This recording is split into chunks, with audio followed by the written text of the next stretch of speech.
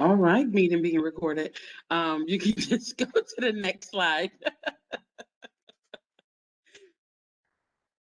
I don't know if I have features to do next slide. I don't know. Oh, perfect. So we got everyone. I'm seeing you, and you're not mandatory to put your camera on, but all y'all look wonderful out there. Again, for those of you who are just joining, my name is Stephanie Simeon. I'm the executive director of Heart of the City Neighborhoods. We've been doing affordable housing development since 1998. We started out as the housing development arm for Buffalo Place. For those of you who are not from Buffalo, that's our business improvement district. And so we were the housing arm, and we first started out by doing cleaning up the red light district, which at that time was Chippewa. I am originally born and raised in New York, in Brooklyn, New York. So I thought that was funny that they thought Chippewa was a red light district compared to 42nd Street in New York City, which is really like all the X's. But anyway, one of the reasons why I'm going to be facilitating this training is because I've have experience working in the for-profit realm. And also more extensive experience working in the affordable housing realm. I've worked in University District, um, Maston. Now I'm in Ellicott, Niagara. So I pretty much have worked in every district except for South Buffalo. So I know the gamut. And even if you are from Rochester, I'm pretty sure we can have some similar communities where we can talk about how to do development in at-risk neighborhoods, and how to maintain real estate values in more affluent neighborhoods or avoid gentrification. So today we want to be able to, and throughout the series, we want to be able to educate you on how you can take your organization, if you're interested in affordable housing, what does that look like? And then we want to be able to assist you to understand how to get through and navigate the landscapes. Again, doesn't matter if you're in Rochester, you're not even in New York, the political landscapes are what they are. So this is a one-on-one that you can be able to transfer no matter what neighborhood you're representing. And then we want to provide you with an opportunity to explore how you can get these goals achieved. We're not expecting you all to have a project in mind right now, but if you're thinking about it, we want to give you the tools to really think about it. For some of you who have to report back to your board, whatever we share, make sure you share that with your board to say, you know what, there were some questions that were raised through this training, and it'll make you look like you actually know what you're doing, and you're gearing your organization in the right direction. So those are our goals. And I don't know how you get to the next slide. But, well, Maggie, do you want me to just say next slide? Yep, that works for me. You can just yell next. Next. So today's session is going to be an overview, and the only thing that we'll most likely do a deep dive into what is affordable housing and what is affordability. Those are things that we have to make sure that everyone, whether you're already working in this field, we just want to make sure we have a common understanding, a common definition during this training course. And I'll always ask you to go back to that, because sometimes in the development you get off track, and we need to go back to what is this about, why affordable housing, and can you do that? Then when we get to session 2, we're going to go through the process, how to do the development, what you need to do, what kind of teams you need to be looking to gather if you're thinking about doing this. Session 3 is going to be one of my favorites, the community engagement and development strategy. I just want you all to know how valuable this information is going to be, because all the notes that you'll be taking from session 3 will really help you through your public approvals process. Whether you're for-profit or not, you really have to get session 3. You really need to get that nailed down if you want to do affordable housing development. Then we're going to go into feasibility.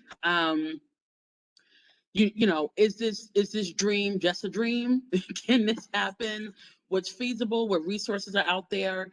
And then we'll also, at the last session, which will be mostly facilitated by Maggie and maybe a guest, we're going to talk about dollars, what resources are out there, how you can go about it, and just how you price out a project. So that one is also very key. Make sure you ask lots of questions because that's your last session, and most likely you'll be geared up to start actually formalizing your project if you haven't already. Next slide. I feel like I want to, you know, have a thing. You ever know how those people do the guns? It's like something like that. You can do that if you want. I can't figure out how to do the clicking thing. Anyway. So today, again, we're going to introduce the program opportunities, the responsibilities, and the structure if you're looking at affordable housing development. And then we just want to lay a foundation. Like I said, we want to have a common understanding of what affordable housing is, or what affordability is, what affordable housing looks like, and just get you in the mindset of asking the question, is this something that I want to do? When we talked about doing this with LISC last fall, Tyra, who isn't on this session today, said that it was a scared straight for affordable housing development. So you name it, I've been through it, either personally or through an organization that I've been on the board of. So there isn't anything that's too scary. And so we'll go through some of my battle wounds without triggering myself, and to make sure that you all have successful projects. But like I said, that session 3, today's session and session 3 are really, really critical, because if you don't really understand that affordability and what that means, and you don't really understand the benefit of engaging community, you're going to set yourself up. It's going to be expensive for you because you're going to keep having to repeat the process over and over again, and nobody has money nor time for that. Next slide. Okay, so these are just the ground rules, and it looks like everybody's doing that so far. I can't see the chat, but make sure you just keep yourself on mute, and then when you want to ask the question, just unmute yourself. Like I said, I don't know if there's a hands up feature or you're putting something in the chat. Maggie will let me know. The sessions will be recorded just for our benefits, and also you'll be getting a survey afterwards, because we want to make sure that this is worth your time, that you're getting, you're able to extract as much as possible. And we will be giving you all small homework assignments to make sure that you're not just coming in and viewing this as a film, although I can be quite entertaining. I want to make sure that you're retaining this information and you're ready to rock and roll for your respective groups. The topics are cumulative. So if you say, well, I'm going to just do this one and skip to the one where we're talking about how to finance a project, you're doing yourself and your organization a disservice, because we layer upon each class. So we are going to talk about the framework and what it is to do affordable development and what does affordability mean. Then the next session, we're going to be building off of that. So we're not going to repeat the first section. So if you missed it, you're going to have some catching up to do. And we are expecting you guys to complete these assignments, not because I wanted to always be a professor in my life. I did, but because I wanted to make sure that you guys are using these assignments as pretty much pre-applications for any of your development ideas. So if you can get through these questions, you will not have sticker shock, or you won't be dumbfounded when you start submitting an application for funding or going before for public approvals, and you're not aware of what they're asking. So we're going to ask you to answer those. There's no right or wrong answer. Just try to answer them to the best of your ability. And then in the next session, we're going to open up by having some of you share some of your responses. Next slide. And I just want to add one thing, Stephanie, because we have a really different group of people attending this course. So if you're here without a specific project in mind, you might just want to think of one that maybe you've dreamt about, or you have colleagues working on it, so that you can kind of go through the exercises with us. As Stephanie mentioned, it's going to be beneficial to really kind of go through the process, and some of my time will be allocated to giving you written feedback on those assignments as well. Next slide. Yep. Okay, so we've already asked Maggie and myself have asked you to put your name and the organization in the chat. I can see lots of things popping up. So you all are doing that. So thank you so much. Right now, I'll stop talking and we will ask people who feel like sharing. Not all of you, but just a few. Has your organization begun exploring real estate development? So anyone? I'm going to put myself on mute. Don't be shy. You can jump in. Hello, it's Ayat. How you doing? Oh, hi, Ayat. There we go. Yeah, I'm closing 2 properties on Florida Street with the city of Buffalo later this month. We plan to do affordable housing mixed with a home ownership opportunity, in which our clients watch a set of educational videos, utilize community resources like job training, credit rebuilding, so that they can get themselves a better job and become mortgage ready.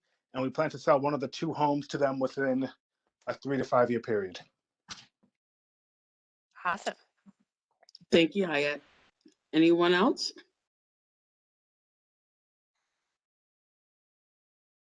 Yes, this is Carl Montante. I'm working on a project right now on the Lower West Side of Buffalo, 17th Street, where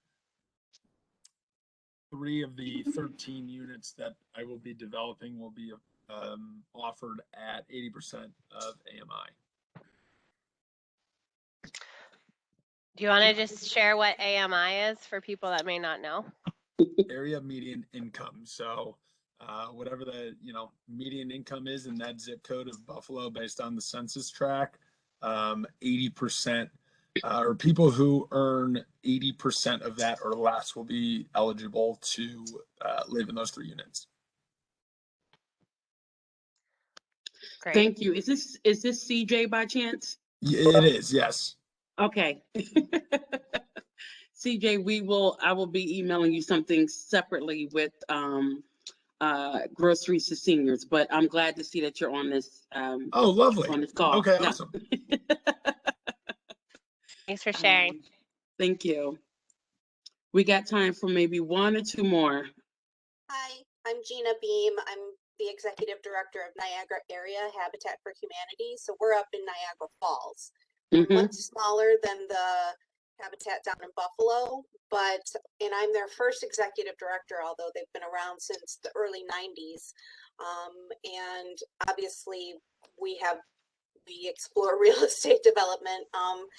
It is, we use the HUD 80% or less of the AMI, but we also go after a lot of grants and in-kind donations and volunteers to do our work, so that we make sure even if the house cost is way above, like what it costs to build the house is way above what a family can afford, we're going to make sure that their mortgage fits with them, and they'll have 30% or less of their income going to their housing costs. Perfect. And we'll talk a little bit more about that, because homeownership is my jam. We love the cats. Maggie has a cat. We're all about you pets, joining us. Yeah. Every time everything. I get on the Zoom, she comes up, so I apologize. No, don't apologize. You're going to see babies. You might see my kid just like streaking across. We're all about it today. So for those of you who haven't already gone, can anybody share how you would define affordable housing? What you think? Just wild guess, and there's no right or wrong answer.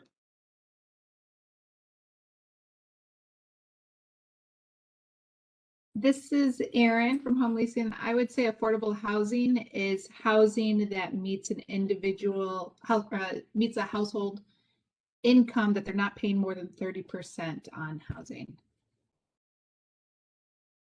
Thank you. Anyone else want to add to that, or do we think she did a great job?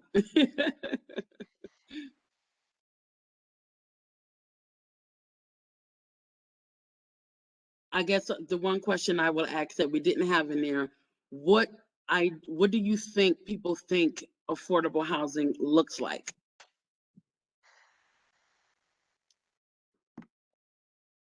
This is Easter Tucker from Rochester. Mm-hmm. And I think people think affordable housing looks like cheap.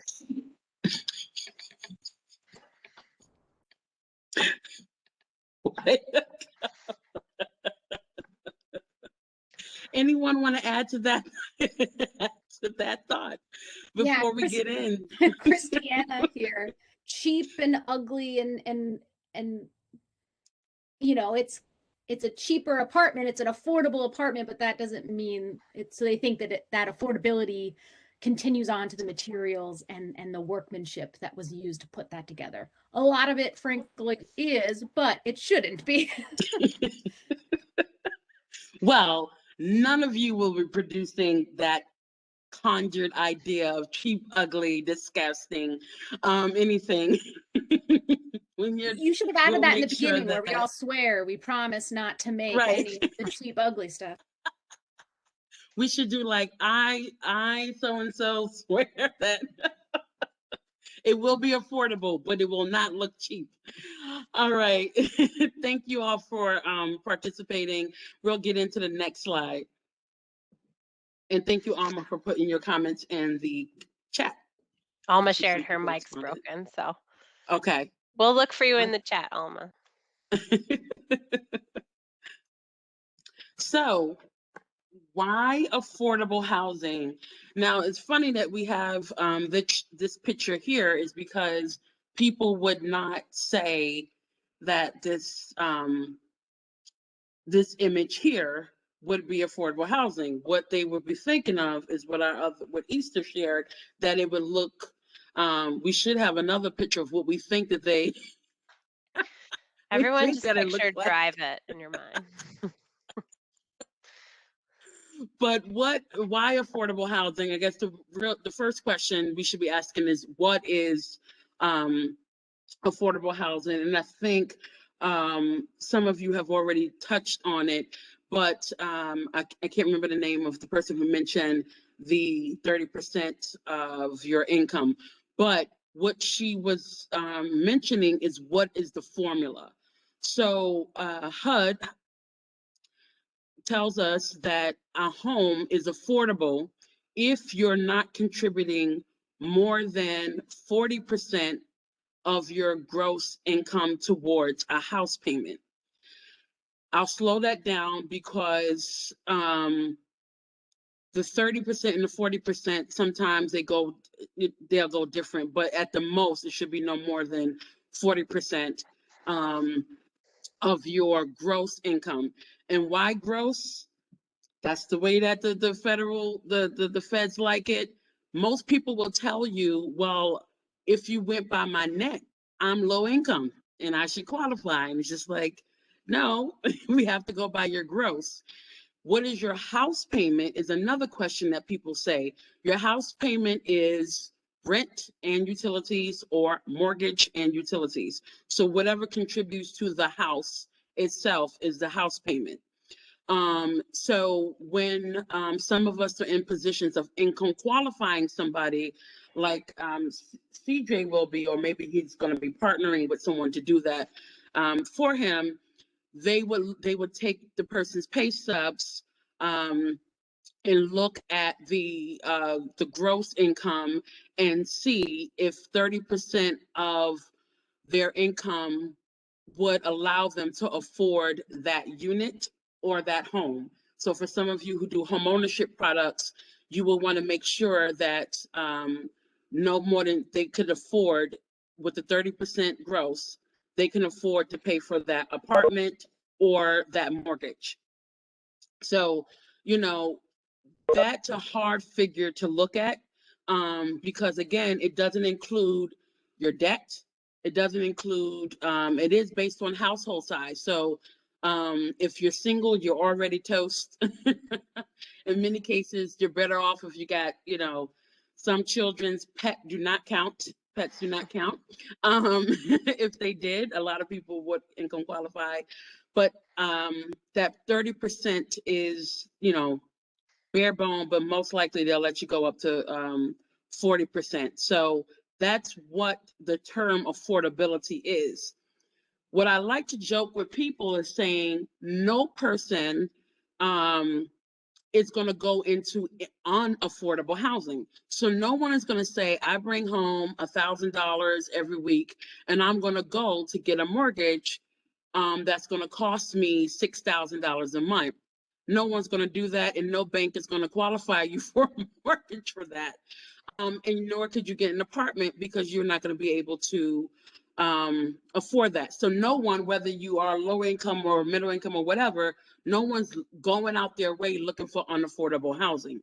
So one of the things that I like to share with people is everyone's making fiscally responsible decisions by going after affordable housing.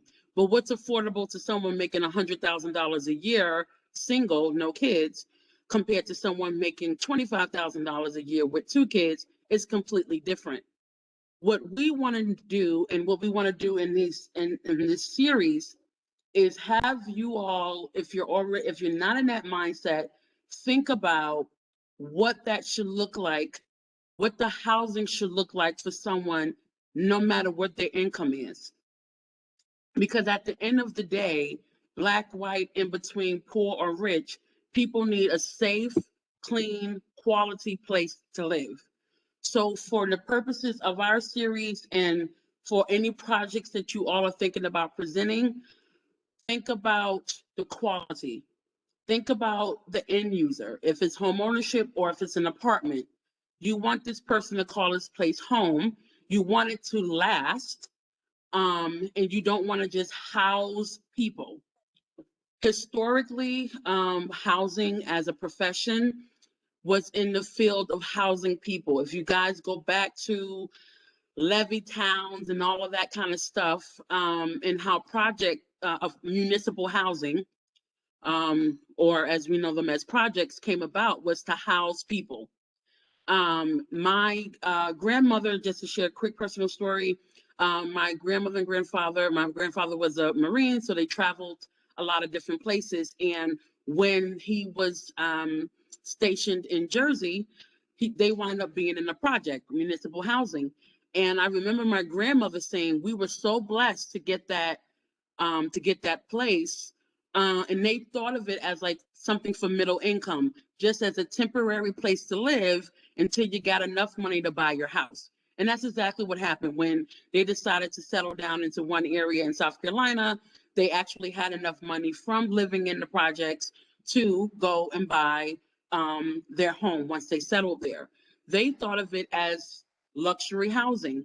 And the people who worked there, she would always say, everybody worked, everybody knew each other. And it wasn't a racial thing. It was people who were working, but they found a place that they could afford at that time. So at that moment, those municipal housing was built to house people temporarily so that you can save up the money. And the goal was for you to own your own home. Somehow we got into now generational poverty. We get into legacy apartments where people, you know, generation after generation are staying in these apartments. The apartments are going through significant wear and tear. Property management has changed hands. No one's moving on to home ownership.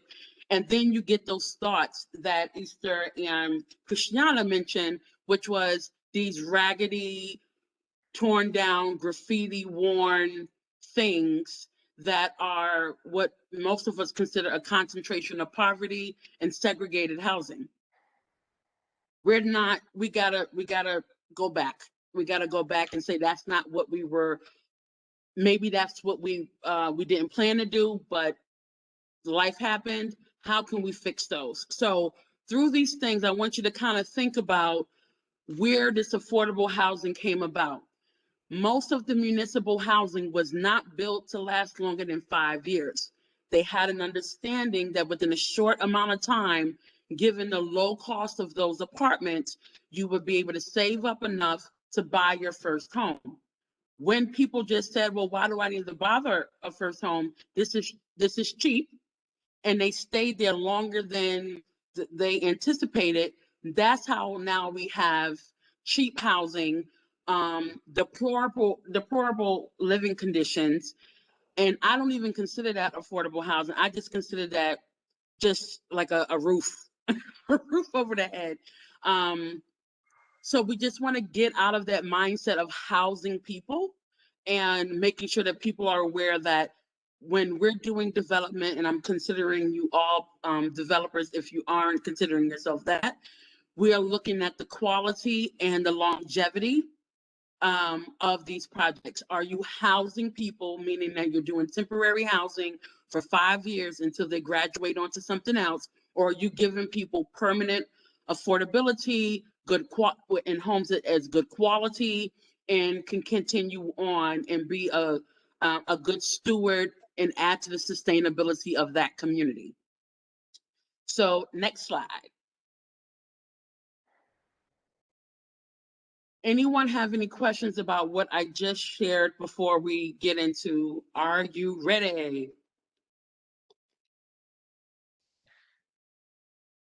Nothing in the chat. Okay, good. And if you unmute and interrupt, you're welcome to do that. So now that we've talked about what our common definition of affordability is, and what we're hoping to make sure that we're imparting to other people what affordable housing can look like, one of the questions we want to ask is, are you ready for affordable housing? Are you ready for this kind of development? That's why we asked that question. Have you ever done some real estate development before, and what are your interests?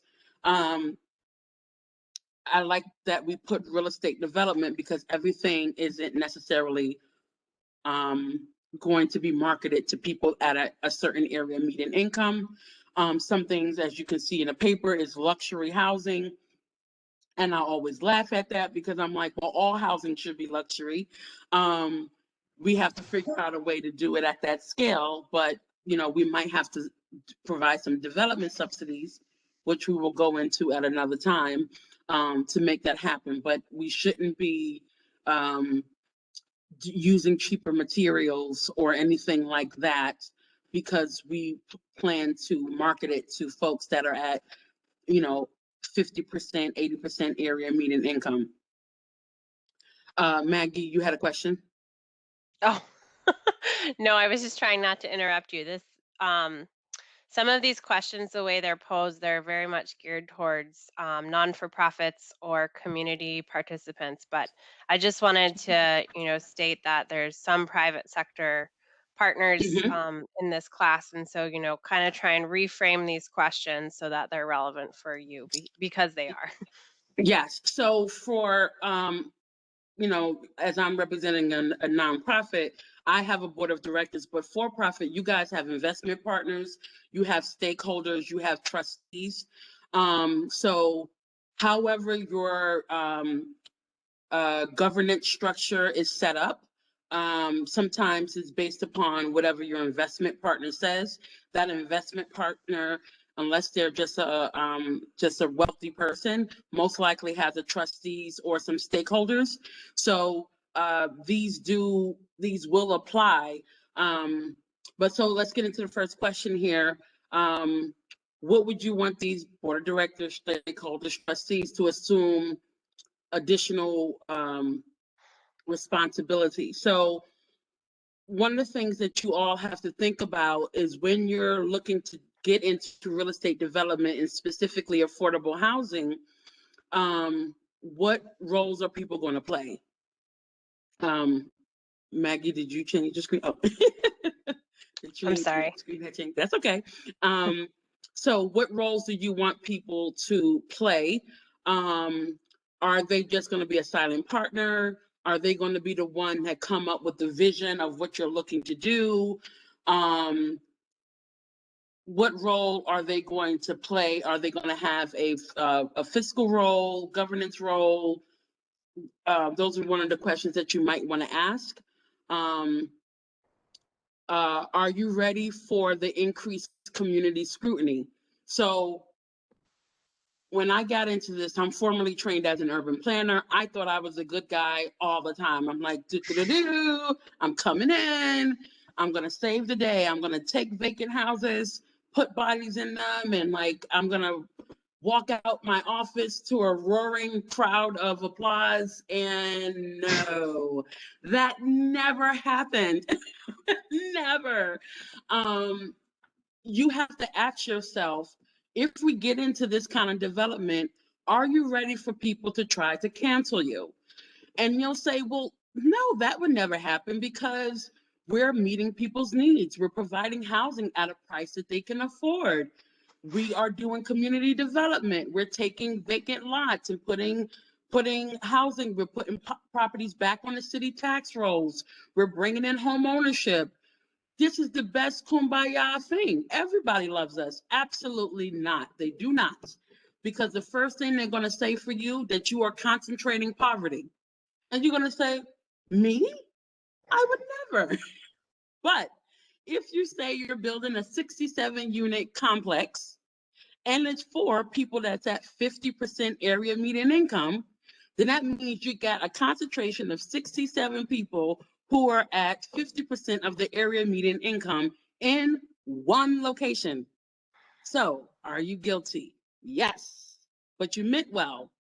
But as they say, the road to hell is paved with good intentions. So, you got to have these devil's advocate conversations with your investment partner, board, powers that be, because you're not going to always be welcomed with open arms. It just, sometimes you are, and a lot of times you're not.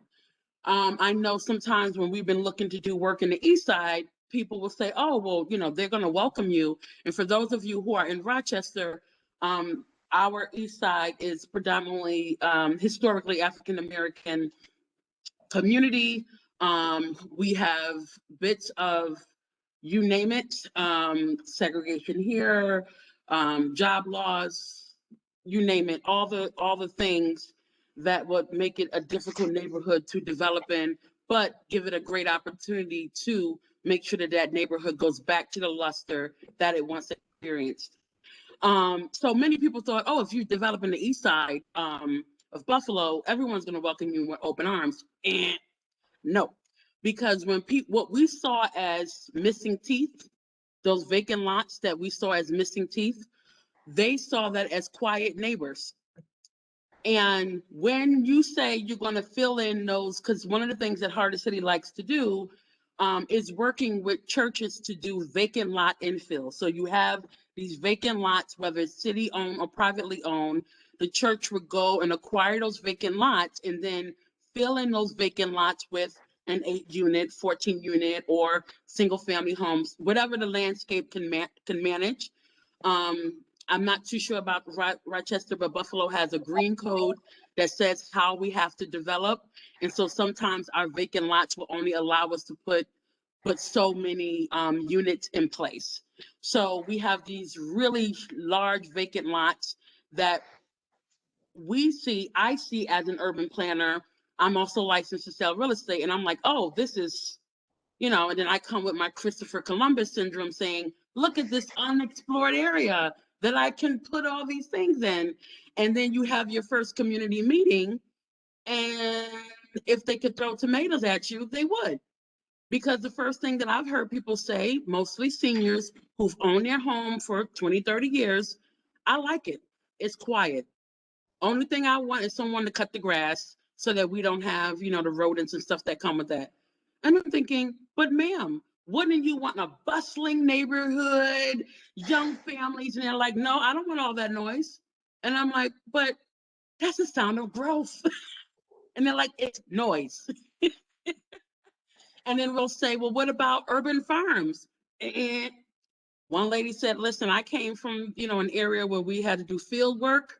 I don't want to be looking across fields every day. I don't want to see that. That reminds me, or it's a trigger for work that I have to do. Okay, so I realized that even though I look like the predominant race in that area, that I was not culturally sensitive, that I thought everybody will want this. Wouldn't you want your neighborhood to look like this affluent neighborhood? No, it's a lot of traffic, it's noise. Now we have to deal with different people, their whole new thing, the new neighbors. And what do you do about that? The other thing you have to deal with is the scrutiny that you might get from your local leadership. Okay, because seniors vote, right? So they have nothing, they're retired, so they have nothing else to do to get on that horn and say, I don't want this thing, and these people coming over here with these fancy plans and they're doing this thing, and I don't think we should go for that. So even though the local leaders want to show investment in economic development, they will say, you know what, this is not backed by community support. We don't think this is a good idea. You might have invested $100,000 into the project already with getting your reports, your architecture designs, and all this stuff, and your project gets shot down from public approval. Now you don't have an application to submit. Again, the question is, are you ready? You have to get yourself ready for both the positives and the downsides or challenges with affordable housing. Any questions before I go on to the last two are you ready questions? Okay, so are you ready for more fiscal liability? And you can say, well, why would I be liable? We're building affordable housing that should be backed by government contracts. And wrong answer. So you have to pay the cost to see if a project is feasible. To do the feasibility, your organization, or if it's you by yourself, will need to pay for a series of feasibility reports, marketing reports. You need to pay for assessments done by the architects, engineers. You need environmental reports to see if this project can actually happen. You might need to put in a deposit for site control. In the city of Buffalo, we have something called a designated developer agreement, where you pay the city like a lease fee of like $1,000 a month to secure some lots or property while you anticipate getting the funding to develop on that land. So let's just say you need 6 parcels to develop a small project. You don't want to do the contract of sale with the city. So you say, I'll lease it from you to show that I have site control to make my application successful, and I will pay you a leasing fee until I have all the money together to move forward with a purchase contract. You need money to do that. And if the project is funded, then most likely you can reimburse yourself for those things. However, depending on what resource you go to, and again, you'll talk about the financial side towards the end of the project, but let's just say you go with New York State Housing, New York State Division of Housing and Community Renewal. I will constantly call it DHCR. So just get yourself familiar with that acronym, DHCR. If you use their funding, New York State does not like acting as bank, which means you're going to have to get a capital financing for your $6 million project before you can get anything back. And in terms of getting anything back, if it's a tax credit, you need to make sure you have your investment partner. Again, those are more, the details of that will be towards the end, but these are things that you're going to say, well, to even get in the door, I need $100,000, depending on the scale of my project. If you're doing a project 12 units and under, I would say at least $30,000 to $50,000 you need to have aside that you're not looking to have back right away. So I'll repeat that again. If your project is 12 units and under, you might want to have $30,000 to $50,000 set aside for pre-development expenses that you're not looking to be reimbursed right away. And the reason why we ask you if you're ready for that, because as you'll find out going through this series, is that most times your first time applying for a project, you won't get funded. So it can take you 18 months for your project to get funded. So if someone gave you that money in hopes that in 6 months they're going to get that money back, you have disappointed that person, because you're going to be fiscally responsible for all that money you have out there without a concrete commitment if your project is going to get funded. Is And anyone, last, is go everyone ahead. scared straight now?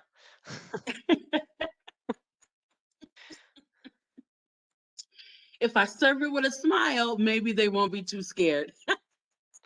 It's true. It's a long-term commitment, and hopefully, Stephanie's bringing up some of the capital stack conundrums now, because when you start these kind of projects, you really kind of want to have at least an understanding of the long view, which is hopefully what we're going to be providing you with. But Right. hopefully you're not scared away. And again, if you have questions, just let us know.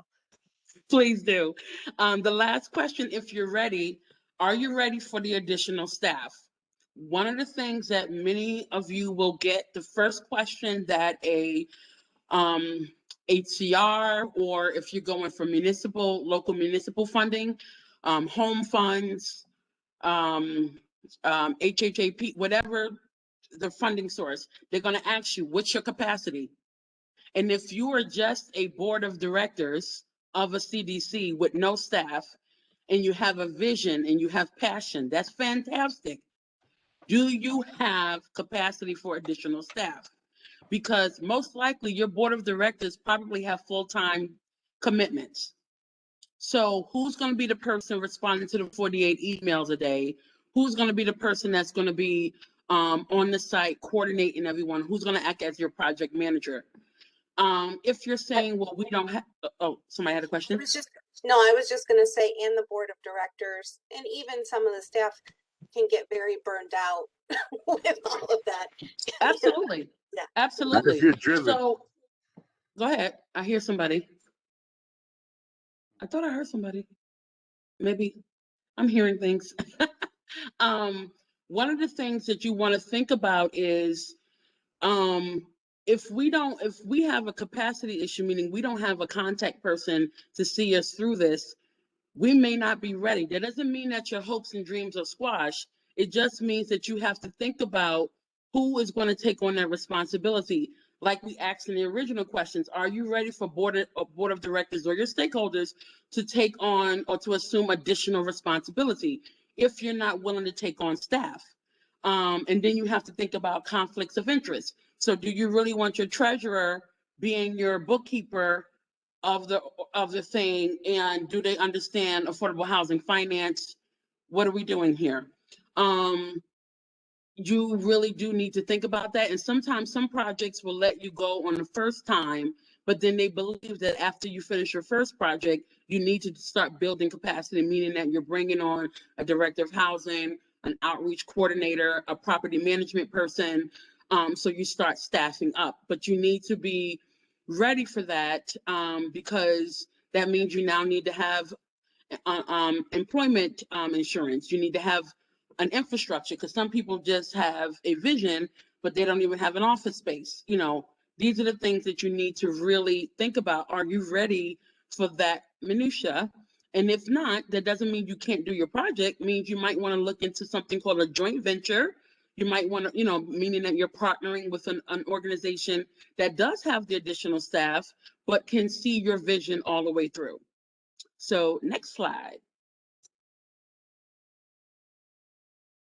I just wanted to add, we can help you through this process. You'll also be empowered to know how to best approach a joint venture or another kind of partnership if you need to, because sometimes that is the best answer. So everything Stephanie's sharing with you now will help you with that process as well. Right. So now that we've gone through the sketch straight, now we're going to go through some of the things that you'll need to take on a development. So one key thing that I want to make sure I mention to everyone, publicly, when you start talking about whatever your project is or whatever it is that your real estate development that you want to do, you always want to use the word development. You don't want to say project, because what did Easter and Christiana say in the beginning? Cheap, ugly. That's the first thing you think of project. You think of projects, meaning municipal housing. And no offense to any of the municipal folks that are on this call, but we all know that the housing world dropped the ball when it came to municipal housing, because we had intentions that we had good intentions, and things happen. So again, you want to make sure when you're presenting your development, you use the word development, and make sure that if you get anything in the paper, it's always presented as a development. Okay, so one of the things that you need to take on development is organizational readiness. So the last 4 questions, you need to be at a board meeting, stakeholder meeting, and asking these questions. If you can't answer them, then you need to think about, okay, so we're not ready to take on a project all by ourselves, but we do see the need for this development. So now the question is, who do we need to partner with, or who do we need at the table to make this happen? So are we ready as an organization that, and then you can go on from there. Then to take on a development, the next step is project planning. This part is key. This is the part where a lot of us developers, and I'm putting myself in this as well, that we start meeting with the typical development team and start planning. So as an urban planner, I'm going to reach out to architects. I'm going to reach out to, real estate folks. If it's land that I have to acquire, I'm going to reach out to my banks. I'm going to reach out to my financial partners and say, hey, we're thinking about going on doing a venture, say, like IED's project. We're going to take on 2 single-family homes. This is the street or the area that we're looking to concentrate in. What are we going to do? Usually, when you do it that way, and maybe I would say in a for-profit world, that may work. But it is not going to work when you decide to make that project come from luxury housing to luxury affordable housing, because you need to have some community involvement. So if you're for profit, you need to say we have an advisory committee that is made up of the residents of an area that we would like to invest in, and they have said that they would like to see this. And then keep them in the process, the project planning process, all the way through. Be as transparent as possible. If you are a not-for-profit like I am, you want to make sure that you have a summary of a wish list from the block club leadership or your community stakeholders, or you have close conversations with your council member, again, local leadership, saying, hey, this is what the communities are asking for. And again, keep them, create an advisory group, or, add them to the development team and keep them all the way through the process from soup to nuts. So whatever you are for profit, if you're going to go for public resources to make that project happen, you need to have some kind of ad hoc advisory committee, something that is giving you feedback from the community that you plan on making the investment in. That is crucial. If you don't take away from anything that I said today, make sure you have a transparent process, because people will respect you at the end of the day, even if you decide, even if you never change the design. If you had them at the table in the beginning and not 2 weeks before you're submitting the application, they will respect you. You can even get an agree to disagree. But if you come to them 2 weeks before the application is going in for funding, and you just need a community check off, they know that, they feel that, and that's a disaster waiting to happen. So again, you need to think about that. The third thing you need to think about is your reporting systems. This is a little bit more geared towards municipal and not-for-profit organizations on this call, because as Maggie said, the capital stack. So how many resources are you layering to make this development happen? So it's a $3 million, $6 million, $9 million on up. Most likely you might have some money from state, you might have some local support, you're going to have some bank capital in there, you may have to get some other subsidies, Federal Home Loan Bank, you may have 11 resources to get one project done. The one thing that I see people fail at is the reporting. If you have 11 people that's involved in getting one project done, you have to figure out what they're giving you this money to do. Because I have seen organizations have to turn money back. Why? Because by the time you check all the criterion for those the capital finance stack, the person that you need to be in your home or the apartment is someone that has to be a veteran, single parent, one eye, half a leg, part-time job, Pacific Islander. Come on. If that person exists, I have an apartment for them right now, a 1-bedroom, but most likely that would be hard to find.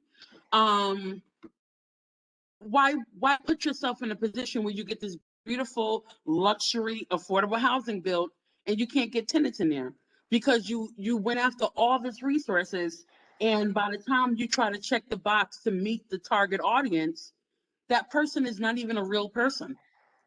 And then you're sitting there with beautifully done vacant apartments with nobody in them. Nobody wants that. That is a huge failure. So you want to make sure when it comes to reporting that you can actually do what you said you're going to do. So sometimes it's best to have a uniform area median income. We're targeting 50% area median income, or sometimes people do it by percentage or units. 20 of the 40 units are set aside for consistently homeless. The other ones are set aside for just low income. Whatever it is, make sure that the funding source matches what your vision is for that development. Do not do it the other way around, because just like we can get accused of doing mission drift, then it's the same thing for you. Like if you're saying that you're going to have tenants in there, I know Federal Home Loan Bank is one of those resources that really get you caught up because they want you to do a tenant empowerment program. Now, if you said that you're going to empower tenants through gardening and you build a slab on grade, new build, there's no courtyard, no gardening, no anything, you have now failed that system and they will recapture that money. So again, you got to be clear about what you're saying that you're going to do. And do you have the staffing capacity to follow through with all of the reporting required for that stack? Last thing, compliance with funding sources is similar to what I just talked about. Some things they require to know your marketing plan, your this and your that. You can't dip into your operational reserve for 5 years. Some say 10. You can't raise the rent for 3 years. You need to know how to stay in compliance with your capital stack so that you don't have anybody recapturing funding from you, because that's not, these projects usually can't happen without that funding. So you really want to be careful. I tell people old school, do an Excel spreadsheet and put all the criteria, and then make sure that when you are looking at your target audience to market for your development, that it checks all those boxes. That's the litmus test. We can go after 5 resources. If we go after this target area, can we check all these 5 boxes? If the answer is no, don't add it to your capital stack. That's just that. Next slide, please. Okay, so one of the things with organizational readiness, and we're going to go through these pretty quickly, is do you have a capacity to learn? We don't know everything. Maggie and I have been in these fields for a while in real estate development, but you always learn more, especially all of us are doing work in New York. New York changes laws like the weather. It's hilarious. Just when you think you got it nailed to a T, they'll zip in another thing. So you just want to make sure you have a capacity to learn. And I think the real thing you want to be, are we nimble? Can we adjust? Do we have the fiscal prowess to say, okay, this is how we started out, something happened, how can we adapt and still get the development moving forward? Do we have people who are stuck in their way in our organization and they can't adapt? You got to figure out how this is going to work, but you need to be flexible and you need to not have things as rigid. The only person that needs to be rigid is your financial person, because they want to make sure that none of us come out in an orange jumpsuit. So that person has the right to be rigid. Everybody else needs to be nimble. Next slide. Being a developer is basically being a problem solver.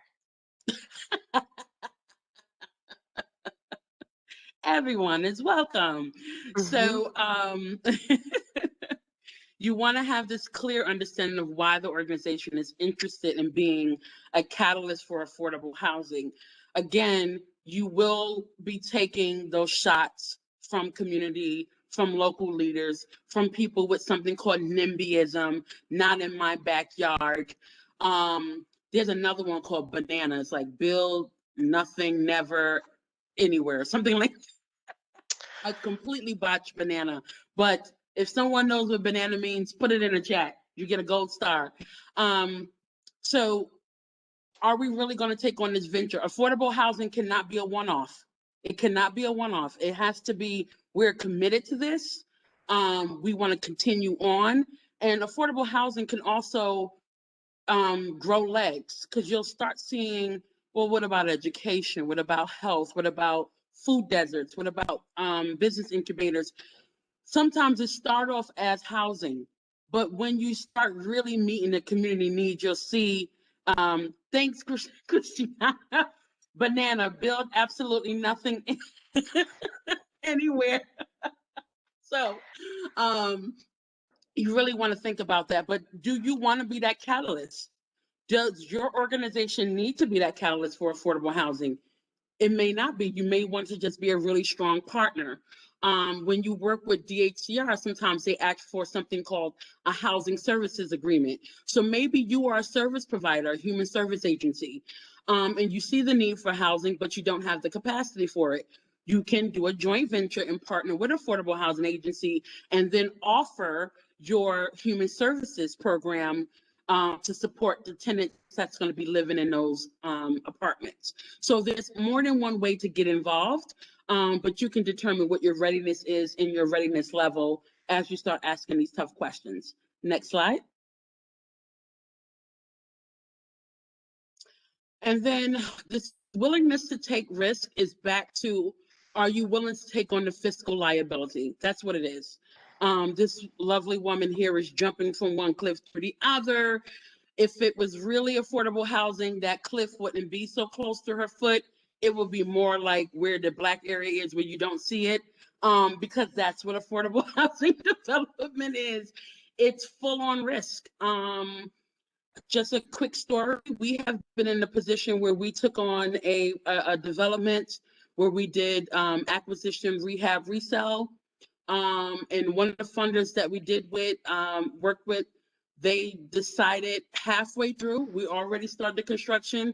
They don't want to do speculative housing, meaning that they're building on spec. That means you're building a development without having a buyer already in place. That's what speculative housing is. So it's, you have this thing, you want to build it, but there isn't a buyer in place as soon as the project is finished. So you don't have any guarantees there. They decided halfway through that their board met and they're not interested in speculative housing.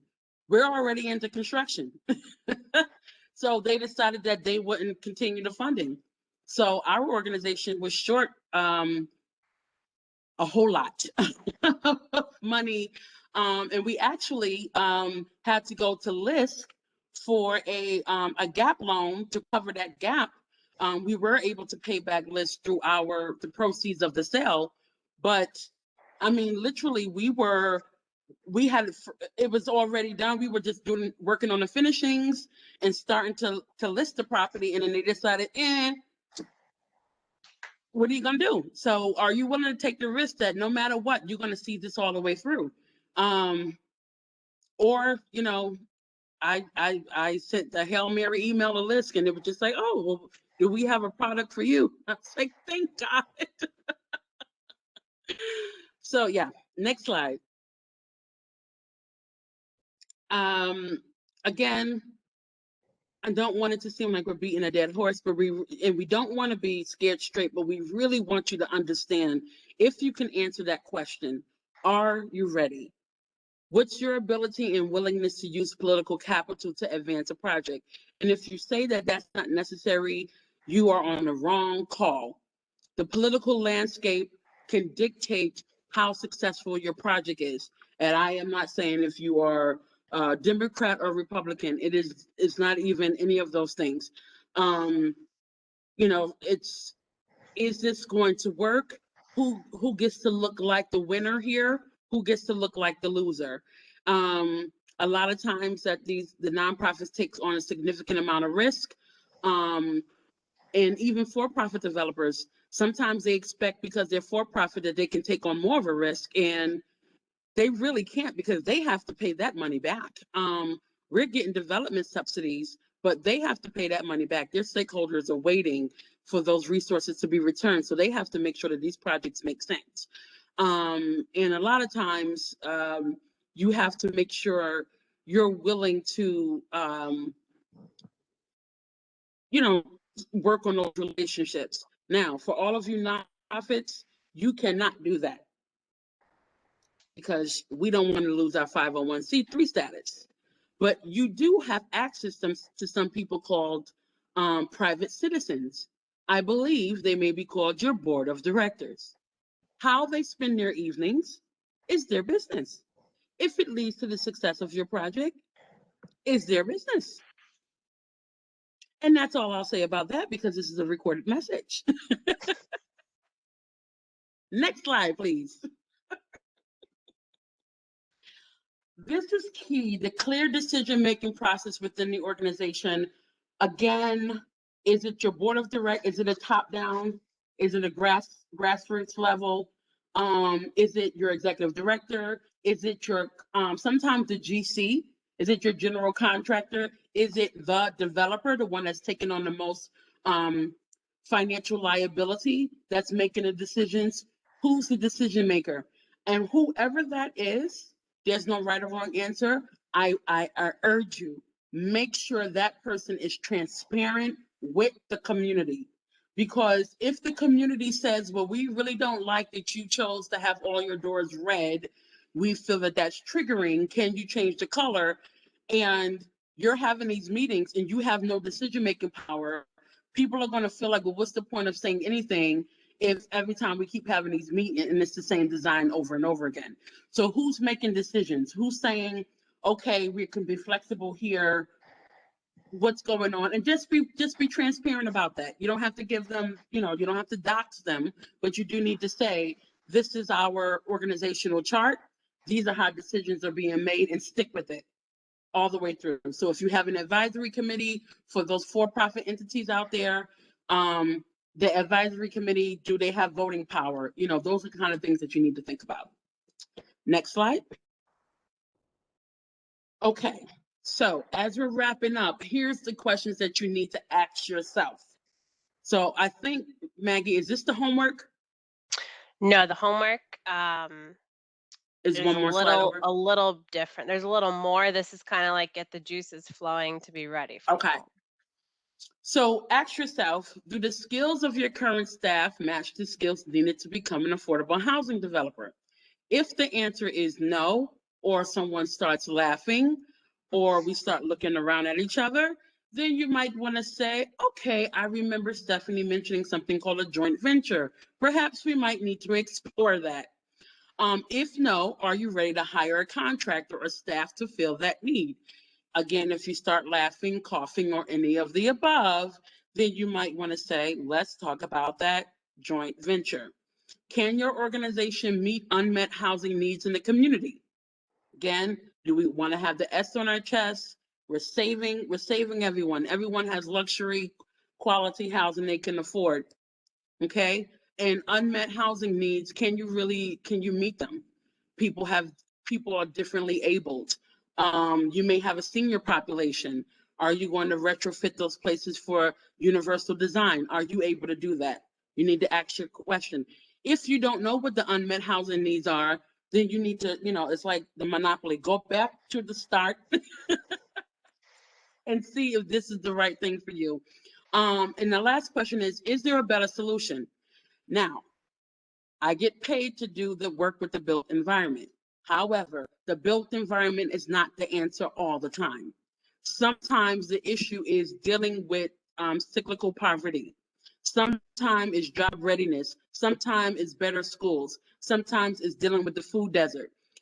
I encourage you to think about Maslow's hierarchy of need.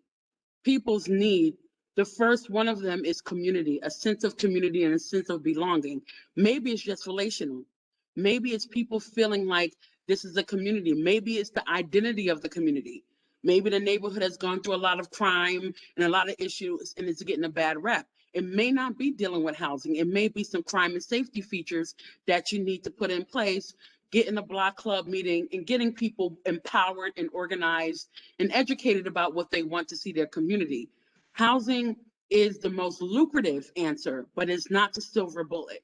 So if you go through this whole series and wind up not getting into developing at all,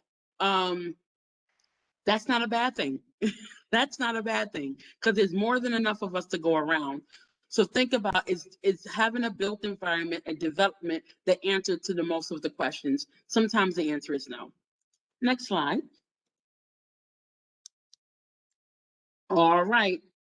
So Maggie will send you all, and I'm assuming here, she will send you all, oh, she's nodding. She will send you all these questions to answer. This is not for us to answer now, but we give you a week between the next session to really think about them. And just, give yourself some time. And this is, like I said, there's no right or wrong answer, but you do need to be thinking about these stuff. These are really the tough questions that think about it. When you go to HCR to submit your application, they're thinking these things have already been answered.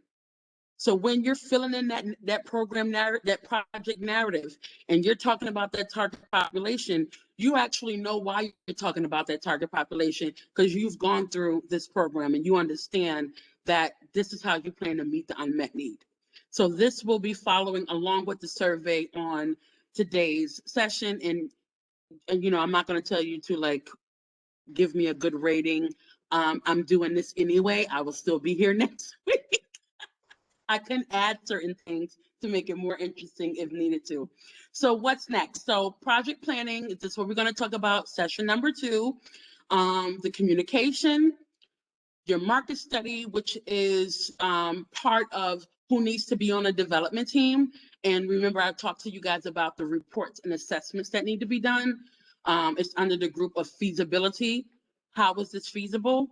What does the market say? For those of you who are for-profit and not-for-profit, what does the market say? Because if the market's saying that homes can only be sold for $50,000 and you're in a high-cost area like we are in Buffalo, and it costs you $240,000 to build a single-family home, and I'm sorry, you can't ask people to give you that much of a development subsidy for a property that can only go for $50,000. That means you need to go back, do more community development, do some soft development, build up that neighborhood, make it primed for that kind of thing, and then you move on. So you're not ready just yet. That's okay. Funding, how to identify funding resources, what's out there, what's coming in. The affordable housing funding cycle sometimes is one in the summer, one in the fall.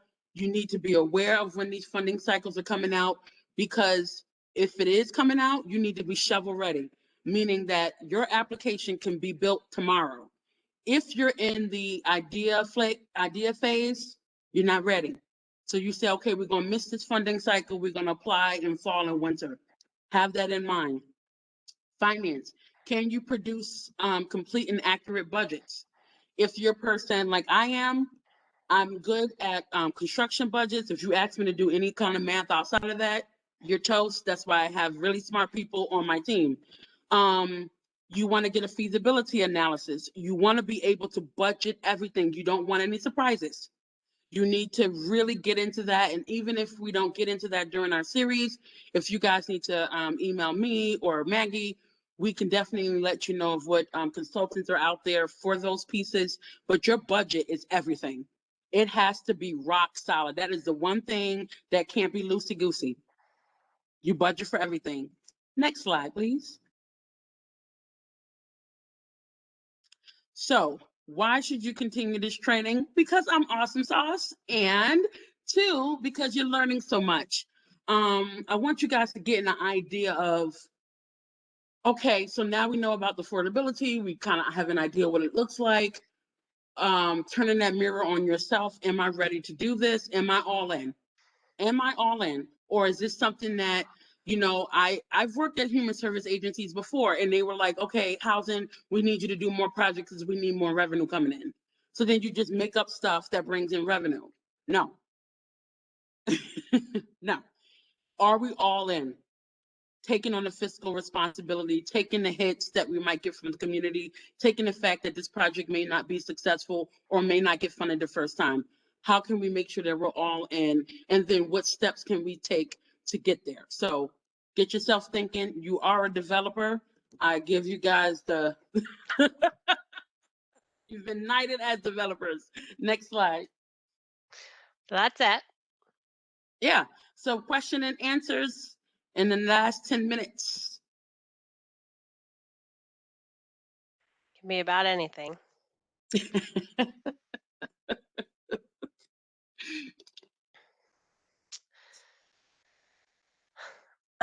So I would just add that when you go to complete your assignment, you know, Stephanie mentioned the decision makers and, you know, the core mission.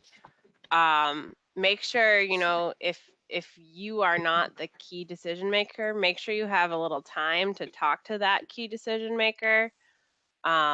Especially, you know, this first assignment's going to kind of set the tone for the whole course. So you know, if you're here on behalf of someone else, see if you can get some time to chat with those people. Wilson has a question. He's asking, can condos be affordable housing? Yeah, it will start out, anything could be affordable housing at this point. But when you're looking at condos, you're adding in that ownership piece. I would say in Buffalo, we haven't been the most successful with using development subsidies. And for those of you who are in the for-profit world, those are the language you want to use. If you get into affordable housing, you need development subsidies. So that's when you start going through DHCR, you know, municipal funding to make your projects work because your budget or the market can't bear what you're proposing to develop. So, and for all of us, we're looking for development subsidies. So you want to see how that is going to work out with home ownership. So how much are each condo going to go? Is it going to be in a complex, you know, 50 units, 100 units? How are you going to do that structure?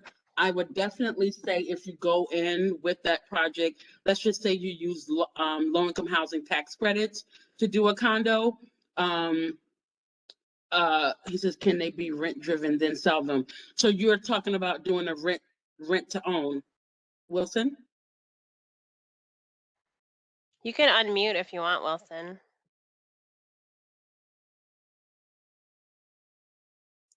Oh, he said, yes, maybe. Okay. Okay, so Wilson, I would say you can do a rent to own, but you really have to have a dynamic program to make that successful. I know in Rochester, they have been able to do a great job at doing rent to own. And where rent to own fails is the affordability period. So when you get financing, sometimes the affordability period is 10 years, 15 years, whatever the case may be. So imagine that person renting for 10 years under that affordability period, and then it goes into home ownership. You have to have some kind of operating or replacement reserve built in so that you can, the person that wants to buy a house that has been lived in by the same person for 10 years is going to be completely different. And what if that person isn't ready to buy the house? Are you going to evict them? So you need to have a really dynamic program, and that needs to be fleshed out. If you want to go straight condo, then all you have to do is make sure you have a good mortgage partner involved in doing that. So that's a short answer to that one. Maggie, I think somebody asked a question. I don't know how it popped up.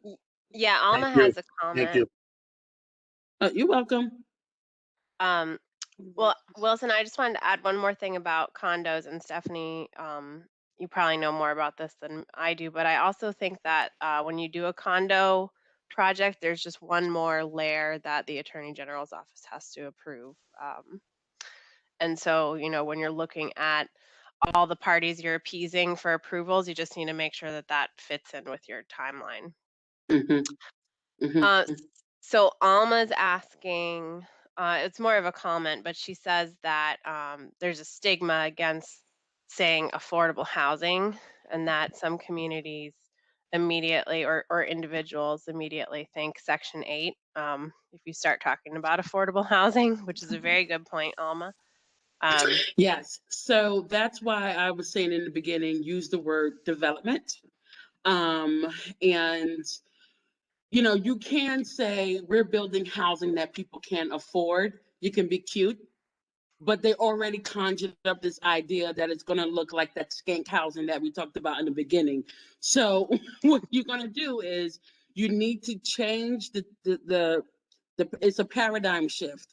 So what we did for a project where we received so much backlash from the community of concentrating poverty and all this other kind of stuff, we said affordable housing looks like me. I think you guys have seen, I think GMC had a product that they did with teenagers that was Success Looks Like Me, to show them, because I guess at the time GMC executive leadership team was African American, and they wanted to show public school kids success can look like me, and this is what I can do, that kind of thing. So when we showed them that affordable housing, what does it look like? It changed the conversation.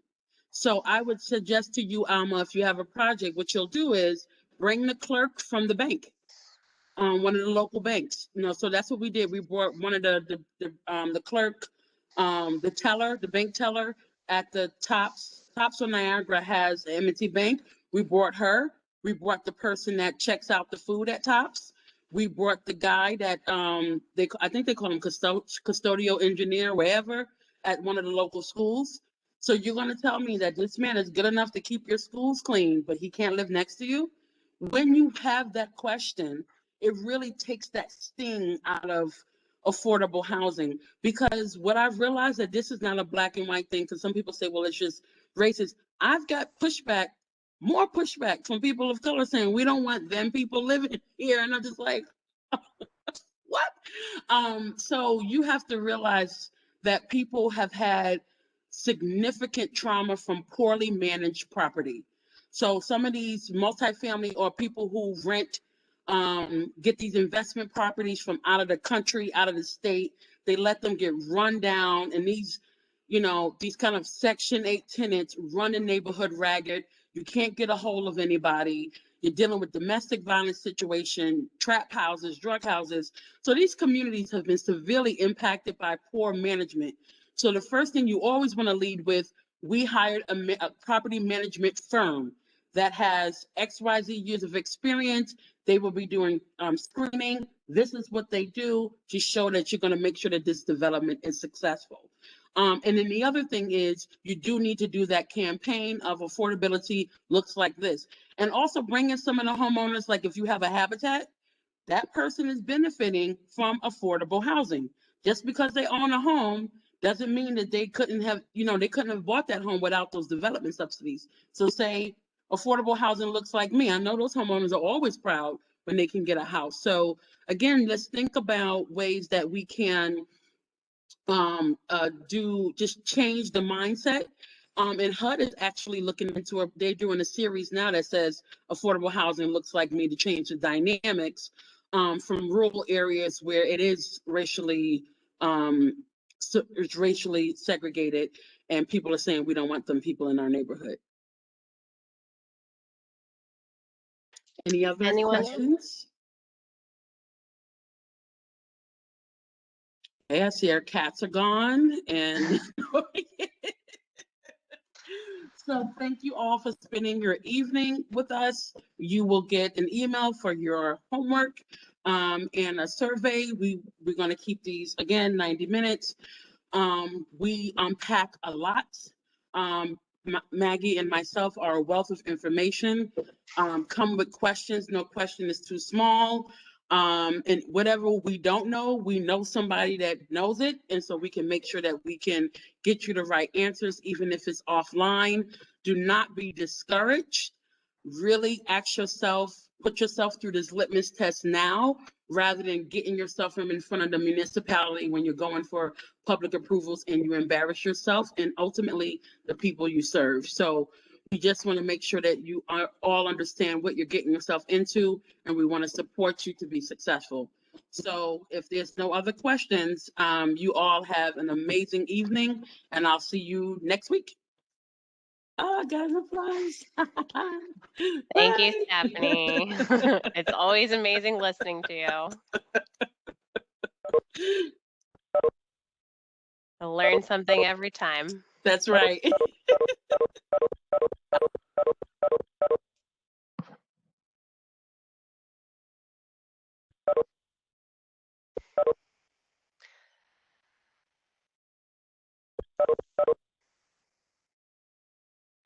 You can just close the window, Easter. It should work.